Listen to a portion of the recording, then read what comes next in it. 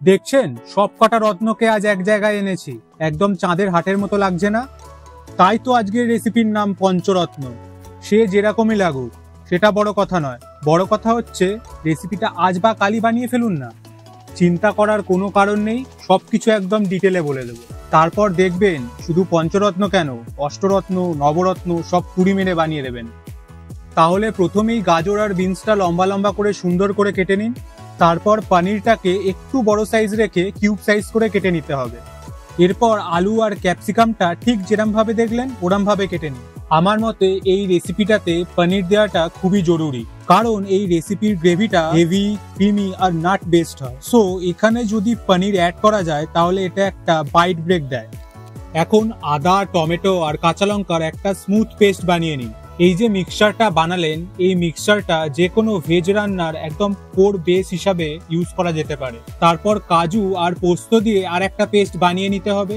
দেখুন এখানে শুধু কাজু বাটাও ব্যবহার করা যেতে পারে, কিন্তু পোস্ত ব্যবহার করার যে আসল উদ্দেশ্য সেটা হলো কাজুর যে একটা নাটি বিটারনেস, স্পাইস ফ্লেভার থাকে, ওটা পোস্ত বাটা দিয়ে কন্ট্রোল করা সম্ভব। তাই পোস্ত ব্যবহার করলে গ্রেভিটা একদম বেশি হেভি ফিল হয় না, গ্রেভিটার মধ্যে একটা লাইট ক্রিমি ফিনিশ থাকে। সবই তো হলো, তবে এবার গ্রেভির টেক্সচার আরো বেটার করতে হবে, প্লাস গ্রেভিতে টক ভাবটা ব্যালেন্স করতে হবে। ওটার জন্য কি করতে হবে? টক দই ব্যবহার করতে হবে। এরপর সব সবজিগুলো এক এক করে ভেজে নিন। সবার প্রথমে সেই সবজিগুলো দিয়ে ভাজা শুরু করুন যেগুলো সিদ্ধ হতে একটু বেশি সময় লাগে। তাই এখানে আমি আগে আলু আর গাজরটা ভেজে নেব, তারপর একে একে ক্যাপসিকাম, বিনস, পনির এগুলো ভাজবো। আর সবজিগুলো ভাজার সময় একটু করে নুন ব্যবহার করবেন, তাহলে সবজির ভেতর নুনগুলো একদম প্রপার ভাবে ঢুকে যাবে। আর সবজিগুলো বেশি ভাজবেন না, কিন্তু যখনই দেখবেন সবজিগুলোর গায়ে হালকা হালকা দাগ পড়তে শুরু করেছে তখনই ভাববেন ভাজা হয়ে এসছে। এখানে সবজিগুলো বেশি ভাজা যাবে না, তার দুটো কারণ। প্রথমত, এই রেসিপির গ্রেভিটা অলরেডি ক্রিমি আর নাটি, তাই সবজিগুলোর মাইল্ড সুইটনেস ফ্লেভারটা দরকার টেস্ট ব্যালেন্স করার জন্য।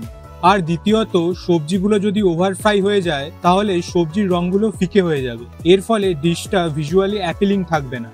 আর সবজিগুলো ভাজার সময় একটু বেশি করে তেল ব্যবহার করবেন, আর না হলে অল্প তেল দিয়ে ভাজলে সবজিগুলোর ভেতর জুসি ভাবটা থাকবে না। এইবার সবজিগুলো ভেজে যতটা তেল বাঁচলো তার মধ্যে প্রথমেই কিছুটা চিনি দিয়ে দিন। তারপর ফোড়ন হিসাবে গোটা গরম মশলা, শুকনো লঙ্কা আর তেজপাতা দিয়ে দিন। আচ্ছা, কোনটা কি পরিমাণে ইউজ করতে হবে সব ডেসক্রিপশন বক্সে লেখা আছে, একবার গিয়ে চেক করে নেবেন। আমি এখানে 4 থেকে 5 জনের মতো বানাচ্ছি, তাই ডেসক্রিপশন বক্সে ইনগ্রিডিয়েন্টস গুলো সব ওই হিসাবেই লেখা থাকবে। এখন ফোড়ন থেকে একটা সুন্দর গন্ধ ছাড়লে টমেটো আর আদার যে পেস্টটা বানানো ছিল ওইটা দিয়ে দেবেন। তারপর ভালো করে কষে নিয়ে আগে কাজুর পেস্টটা দিয়ে কষাতে হবে, দেন টক দইটা দিতে হবে। দইটা দেওয়ার সময় আঁচটা স্লো রাখবেন আর দইটা দিয়ে সঙ্গে সঙ্গে নাড়াতে থাকবেন, তা না হলে দইটা কেটে যাওয়ার চান্স থাকে।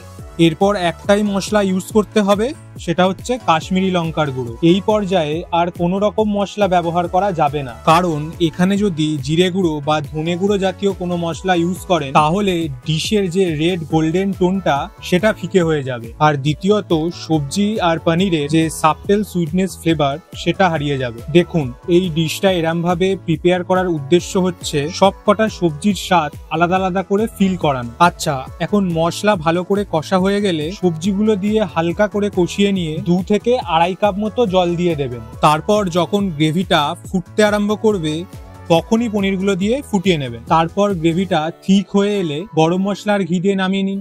তাহলে আশা করছি এই রান্নার সবকটা স্টেপ আর তার পিছনের কারণ আপনাদের কাছে একদম ক্লিয়ার ভাবে তুলে ধরতে পেরেছি। তাহলে আজকে এই পর্যন্তই থাক। আপনাদের যদি ভালো লাগে শর্টসের পাশাপাশি এরম লং ফরম্যাটের ভিডিও দেব।